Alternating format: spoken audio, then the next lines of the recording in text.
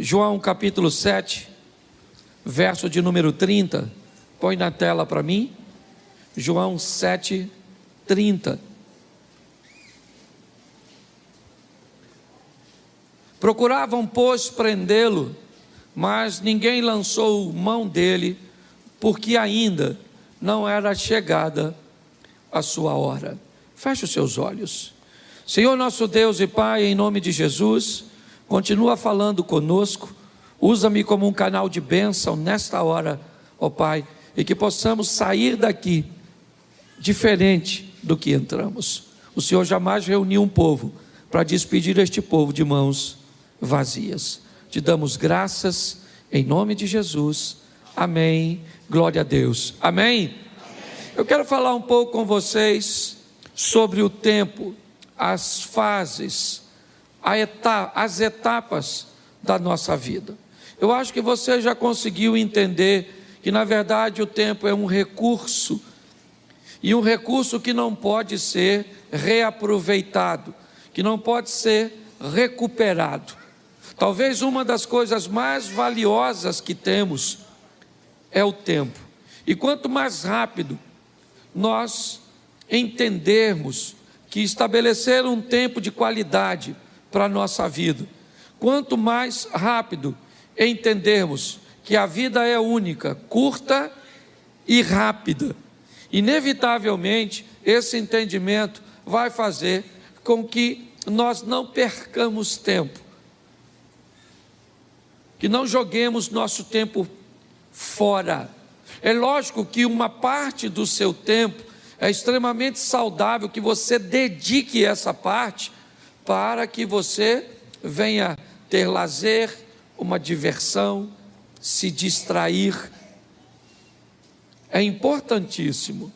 Pessoas que acham que vieram nessa vida apenas para trabalhar, que colocam um dinamismo acima da média na sua vida e acham que isso é saudável, é só uma questão de tempo até ela descobrir que acabou ficando sozinha, acabou ficando doente e pior, não dá para recuperar mais. Filhos só são crianças uma vez na vida.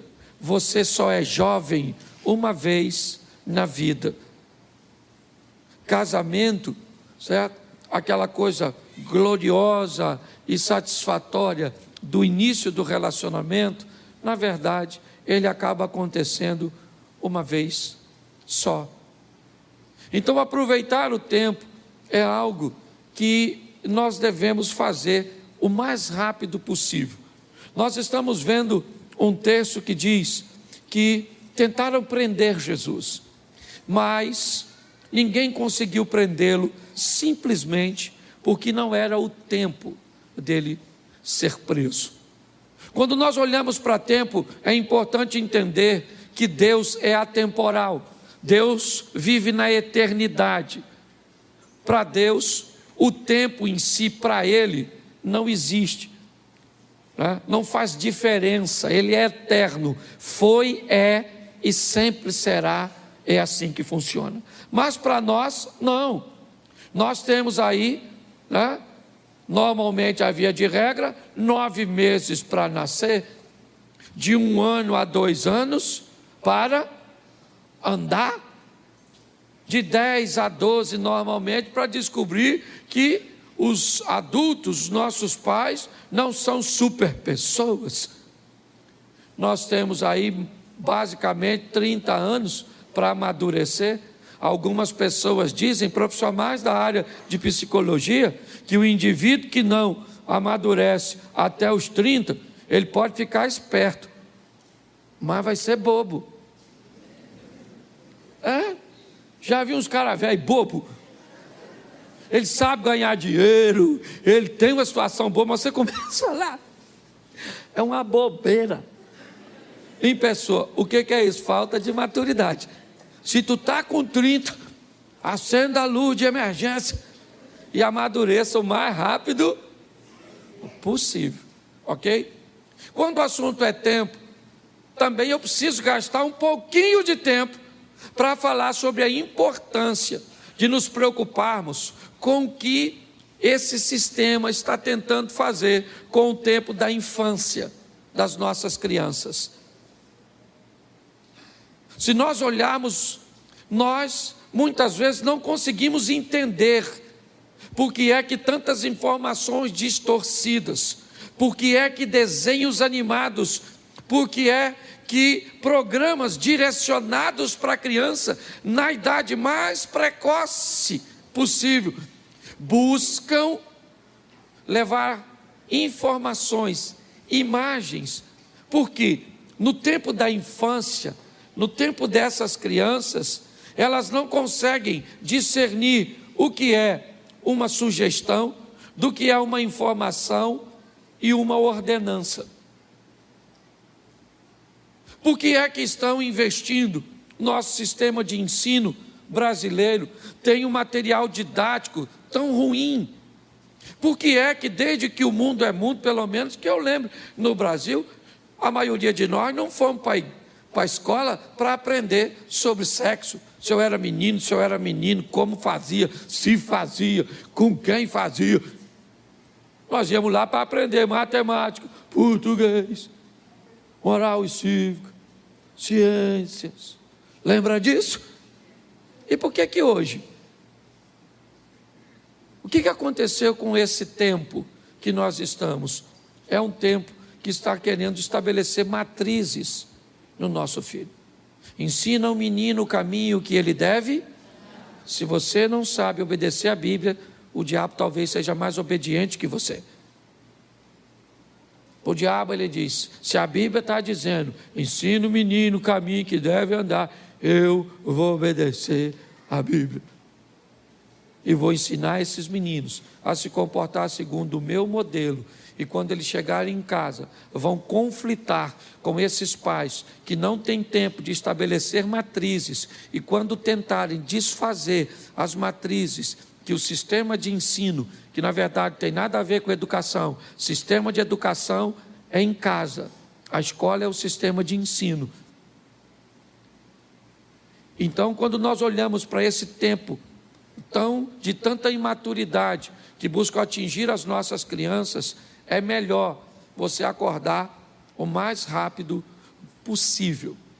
Porém, eu aqui como pastor e aqueles que sobem aqui, o máximo que nós podemos fazer é levar a palavra de Deus até o seu ouvido. E Deus então leva do seu ouvido para o seu coração. Por isso que é muito importante para Satanás destruir você, ou destruir a sua atenção enquanto nós estamos aqui pregando. Por que é que há um ambiente tão grande de distração durante o culto? Porque é simples. Se a palavra não chega ao ouvido, não há possibilidade dela ser conduzida para o coração. Então tem que sentar alguém do seu lado que converse com você algo interessante enquanto o culto passa. Porque para Satanás é importante que no final do culto você não tenha nada na mente. Por quê? Porque se tiver na mente, preste atenção, você viu aqui o Wesley vindo ministrar a oferta, e ele disse que ouviu uma palavra aqui, uma palavra que o impulsionou a semana inteira, ou seja, a palavra estava no ouvido, estava na mente. Se a palavra entrou na mente, Deus foi levando a palavra para o coração dele, e é assim que acontece. Nós já vimos em 1 Coríntios 10, 1, que pessoas estão no mesmo ambiente, vendo a mesma coisa, ouvindo a mesma coisa, porém vivendo resultados altamente diferentes. E qual é o motivo para que isso aconteça? O nível de atenção e de comprometimento que essas pessoas tomaram após receber a palavra ou a ferramenta. Quando nós olhamos para isso, talvez nós consigamos entender por que algumas pessoas têm problemas com lidar com os tempos. E eu separei algumas coisas aqui, de uma palavra que mexeu muito o meu coração, eu quero compartilhar com você. O primeiro tempo que eu quero falar com você é o tempo dos outros. Aquele tempo que não é seu, mas você gostaria que fosse. O Salmo 73, ele ilustra isso de uma forma belíssima. Põe para mim, Salmo 73, aqui. Isso. Vamos lá. Verdadeiramente bom é Deus para com Israel, para com os limpos de coração. Preste atenção agora. Quanto a mim, meus pés quase se desviaram. Faltou, ou pouco faltou, para que escorregassem os meus passos. Por quê? Pois eu tinha inveja dos soberbos, ao ver a prosperidade dos ímpios. Porque não há apertos na sua morte, mas firme está a sua força. Não se acham em trabalhos como outra gente, nem são afligidos como outros homens. Pelo que a soberba os cerca como um colar, vestem-se de violência como um adorno. Só aí, preste atenção, qual é o problema do salmista aqui? Me parece que esse é o salmo da comparação. Me parece que esse texto define a pessoa que olha para o tempo dos outros, para aquilo que está acontecendo na vida dos outros, e não consegue entender que o tempo dos outros não é o seu. Muitas pessoas se perdem canalizando tanta atenção para o que está acontecendo na casa do vizinho, na empresa do vizinho, na igreja do outro pastor, que esquece de canalizar suas forças para fazer as coisas acontecerem na sua própria vida. O salmista está dizendo que ele quase caiu, seus pés vacilaram, ele quase desviou. Quando ele começou a olhar o tempo dos outros. E o que estava acontecendo na vida dos outros era muito diferente do que estava acontecendo na vida dele. Aprenda uma coisa: em muitas fases da sua vida, o casamento de outras pessoas vão estar melhor que o seu. A situação financeira de outras pessoas vão estar melhor que a sua. A aparência dessa pessoa vai estar melhor que a sua. Você precisa ter maturidade para entender que o tempo dos outros não é o seu tempo. Pare de olhar o que está acontecendo na vida de seu vizinho. Trabalhe, ore, entenda que o seu tempo vai chegar. E não use a medida dos outros para estabelecer a sua. Até porque, eu vou ser franco para você, e aqui na igreja você sabe que eu abro meu coração direto. Eu prego em muitos lugares, e por onde eu passei, Abner, eu confesso a você, eu já tive vontade de morar, pelo menos, numas 40, 50 casas diferentes. Nos 40, 50 bairros diferentes. Chego na casa de um cara, pensa num casarão. Bonito, confortável, ampla, umas ruas amplas, bonito. Eu falo comigo: Cláudio, tu tinha que morar aqui. Até eu viajar para outra. Chego lá, eu falo: que apartamento é esse? Rapaz, um apartamento por andar, tudo na porta. Não podia morar aqui? Aí eu viajo de novo. Aí alguém me leva numa fazenda. Aí eu falei: Senhor, rapaz, eu tinha que morar aqui nessa fazenda. Aí eu viajo de novo. Vou para uma casa de praia e me deixa lá hospedado. Falei: aqui que eu tinha que morar. Esse dia eu fui para um apartamento em Balneário Camboriú. Me botaram numa piscina de água quente que tinha uma cama que fazia massagem na gente dentro da piscina. Ali eu tive certeza que era ali. Uma cama que faz massagem em nós dentro d'água. Aí eu fui para Brasília. E me levaram para uma casa que tinha até um helicóptero. eu já esqueci da massagem. O que é uma massagem numa piscina? Com um bicho que leva a gente para as alturas? Aí eu quis morar lá. E por onde passo? De vez em quando ainda quero. Mudo para aqui, mudo para ali. E agora que minha mulher vai comigo de vez em quando? É 2. Cláudio, não podia morar aqui, né? E eu falo para ela, Xerém nos espera. Aquela grande metrópole. Você consegue entender?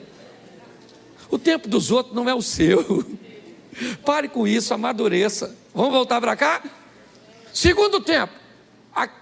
Fora do tempo. Aquilo que nós queremos, mas ainda não é o nosso. Pastor, que exemplo você pode usar para isso? O Saul. Saul queima uma etapa. E, gente, muita coisa, né, que nós vemos, nós até poderemos adquirir e ter, mas não fora do tempo. Tenha maturidade para entender que coisas fora do tempo pode deformar você. Deus, Ele está no controle de todas as coisas. Eu li um livro esses dias do Carlos Drummond, e o título dele é Fora do Alcance das Crianças. E ele começa a explicar por que é que tem coisa que a gente não recebe. Porque Deus não dá determinadas coisas para crianças. Tem que ter maturidade. Você tem que entender que tem coisas que são para você, mas ainda não é o seu tempo de alcançá-las. E Deus sabe, nossa, eu queria. Eu vou contar uma experiência para vocês. Aqui na minha família está ali meu filho, minha nora estava sentada aqui. Isso, tá, deve estar com meu netinho por aí, mas meu filho está. Nós fomos viajar. Aí entrou toda a patotinha no carro. Certo? Entramos todo mundo.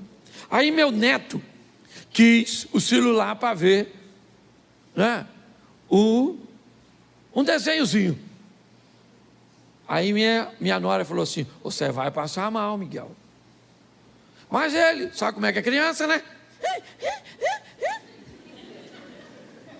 Aí minha nora, gentilmente, uma mãe amorosa, cedeu o celular. Ele começou a ver. Um tempinho depois, ele começou a enjoar. Dentro do carro, escuta só. Certo? Dentro do carro. Ele podia? Sim. Mas era o tempo de ter? Não. Nós fizemos uma paradinha. O que nós fizemos? Ele pediu um biscoito. Era para dar? Nós demos.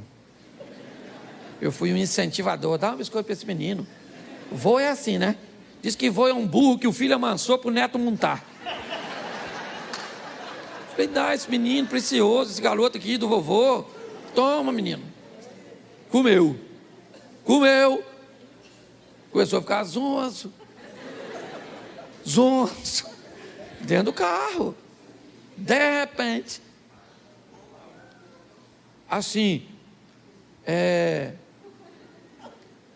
As coisas do interior dele começou a sair. Ele vomitou. Dentro do carro. Paramos, limpamos, tudo. E você sabe que o cheiro. Limpamos tudo e segue viagem. Com aquele cheiro. E eu estou aqui conversando com Deus, que experiência era aquela? E Deus falando ao meu coração, é desse jeito que eu não ajo. Vocês sabiam que o celular ia fazer mal? Você cedeu, porque você é bonzinho. Você sabia que o biscoito ia piorar? Você deu. E agora, Cláudio Soares Duarte, pastor. Porque quando a minha mulher só fala Cláudio Duarte. Quando é Deus, fala o nome todo e ainda usa pastor, que é para chamar a atenção. Vai fazer a viagem com esse cheiro, que não sai não.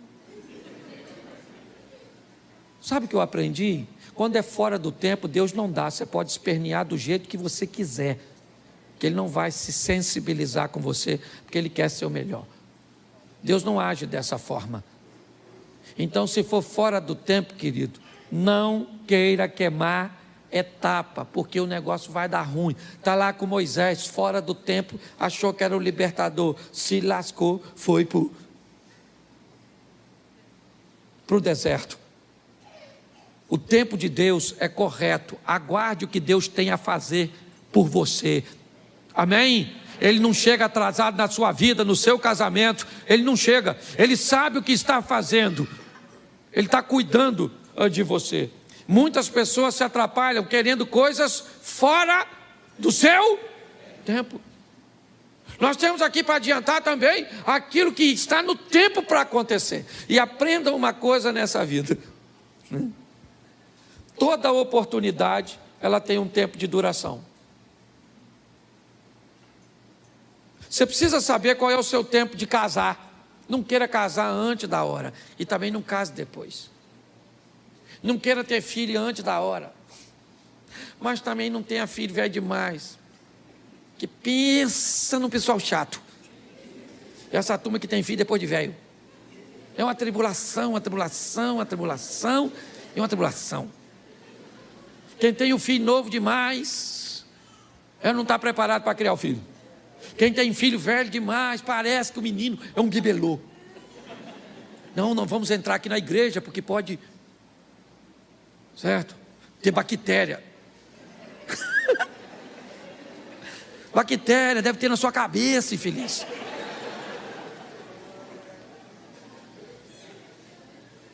Você tem que descobrir qual é o seu tempo de casar.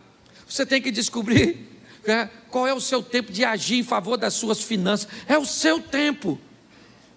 Peça a Deus para te dar discernimento. Chegou a sua hora de viver. Descubra quando ela é, em qual área é, e mergulhe com toda a sua força. É assim que funciona. Em 1992, eu tive que fazer 2 mudanças drásticas na minha vida. Casar. Acabei com a minha vida de solteiro. Troquei todas as mulheres solteiras do mundo por uma. Olha que troca ruim. Porque antes de casar eu podia ter qualquer uma solteira, sim ou não? Depois que casei, rejeitei todas as outras. E para Jane Mary, para ir com ela até que a morte o separe. E diga-se de passagem, está demorando. Para ela e para mim. A Abner que diga isso, ou não? A Jacira aí, ó. Quase 50 anos de casado. Você consegue entender isso? Está assim de gente que não investe tempo, sabe? Para ter um discernimento, às vezes numa consultoria, em alguém que tem experiência. Para que aprender com seus erros, se você pode aprender com os erros dos outros? Procure pessoas, a vida está fazendo aqui na igreja, aqui nessa igreja, você tem pessoas com tanta experiência, que pode dar noção de casamento, pode dar noção de ambiente corporativo, de quais são as profissões promissoras. Você está envolvida num ambiente, onde você pode receber informações extraordinárias, para ajudar a você agir no tempo correto. Mas você não aproveita isso. Você tem que descobrir seu tempo. Qual é o seu tempo? Jesus está no casamento de Caná. Maria fala para ele, ele diz, não tem vinho. Jesus disse, ainda não é chegada a minha hora. Calma, eu sei o meu tempo. Nós precisamos amadurecer para entender isso. A menina tem 12 anos, eu já sou uma moça. Pai, posso namorar? Com 12, eu vou buscar o boneco da Barbie, o Ken. Você namora ele. Mas eu já sou uma mulher. Ô menina, vai assistir Chiquitito e não me perturba. Menino, 13 anos, acho que é um homem, não paga uma conta, qualquer coisa que vai fazer está cansado, não estuda direito, nada, aí vê uma menininha. Eu já estou no tempo de namorar. Eu acho que você está no tempo de eu castrar você, não é? Você sossegar esse fogo. Você está rindo, mas é sério. Você tem que entender o tempo da espiritualidade. O tempo de investir em leitura, em busca por Deus. É muito importante isso, gente. Descubra o seu tempo, as coisas que têm que acontecer, né, no seu tempo. Para alguns, esse tempo pode chegar um pouco mais cedo, para outros, um pouco mais tarde, para outros, chega no modelo mais fácil, para outros, no modelo mais difícil. Mas entenda isso, eu vejo pessoas querendo viver o tempo dos outros, eu quero pessoas querendo viver coisas fora do tempo, antecipando e quebrando a cara, tomando decisões equivocadas, e pessoas que sequer são capazes de entender o seu próprio tempo. O próximo, o tempo de Deus, tem o seu tempo. Pastor, mas o meu tempo não é o tempo de Deus? Não era isso que você está falando? Não, o seu tempo é o tempo que você tem que aproveitar para estudar, é o tempo que você tem que aproveitar para investir em você. O tempo de Deus é aquilo que Deus quer fazer na sua vida, e é importante você entender isso. Quando é que Deus vai fazer? Quando chega o tempo dele.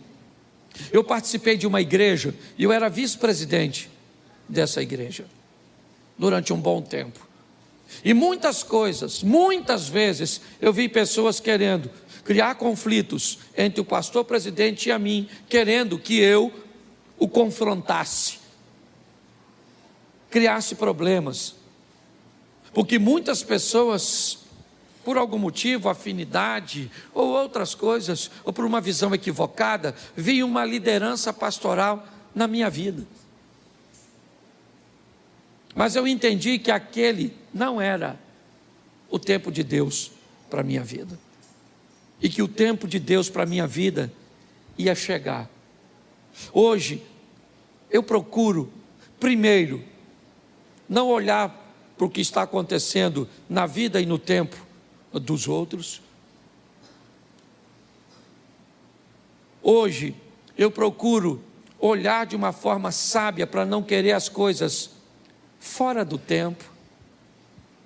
Eu busco a maneira, de aproveitar todas as oportunidades para entender o meu tempo, sabe, aquilo que Deus está preparando para mim, ou me dando a oportunidade de viver. Mas o tempo de Deus, no que diz respeito principalmente a ministério, a ações que vão mudar a nossa vida, precisa ser entendido. Quando eu olho para Davi, sendo ungido por Samuel como rei, sabia que o trono era seu futuro. Profecias, se é que eu posso chamar isso de profecias, mas incentivo, que diziam: mata o camarada, porque se você matar, você se torna o rei. Ele disse: mas esse não é o tempo. Para que o tempo e que as coisas de Deus se cumpram na minha vida, eu não preciso puxar o tapete de ninguém. O que Deus tem para mim é meu. É assim que funciona. Eu não estava em casa, é o que Davi poderia dizer, quando Samuel esteve lá, todos os meus irmãos estavam lá. Eu estava no campo trabalhando, mas ninguém comeu nada, e o ungido fui eu, porque o tempo de Deus chegou para a minha vida. É importante você entender isso. Se nós não amadurecermos para dar uma olhada nisso, está assim de gente vivendo fora do tempo. Adultos vivendo como adolescente, pessoas que tinham uma situação financeira melhor ontem e hoje continuam gastando no mesmo tempo. É assim que funciona. Homens casados vivendo tempo e comportamento de solteiros, pessoas invertendo tudo e pior, trazendo dores, desconfortos, adversidades para a sua vida.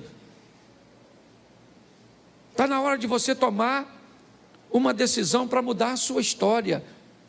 É para isso que você vem à igreja, sabe para quê? Para entrar pelo teto paralítico e para sair pela porta andando. Nós vamos para a presença de Jesus para sair de lá melhor do que entramos. Esse é o propósito. Sair daqui uma esposa melhor, um marido melhor, um colaborador melhor, um empresário melhor, um pastor melhor, um amigo melhor. É para melhorar. O trabalho do Senhor tem o propósito de nos levar para a próxima fase da nossa vida.